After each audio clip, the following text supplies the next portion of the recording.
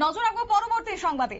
অল্পেতে রক্ষা পেয়েছে মেট্রো বাজার সহ আয়তরমা বিল্ডিং। সকালেই আজকে ভয়াবহ দুর্ঘটনার হাত থেকে রক্ষা পেয়েছে এই মেট্রো বাজার সহ সংলগ্ন যে দোকানপাটগুলি রয়েছে। অগ্নি সংযোগ ঘটেছে আর তার নিয়ন্ত্রণে আনতে ছুটে আসে দুটি ফায়ার সার্ভিসের ইঞ্জিন এবং আগুন আয়ত্তে আনে। যদিও বড়সড় কোনো দুর্ঘটনা ঘটেনি, কোনো হতাহতের কোনো খবর পাওয়া যায়নি আজকের এই অগ্নিকাণ্ডকে কেন্দ্র করে। তবে কি রয়েছে বক্তব্য শুনুন। এটা হঠাৎ এসিতে হয়েছে। কোনো ক্ষয়ক্ষতির কিছু রয়েছে কি?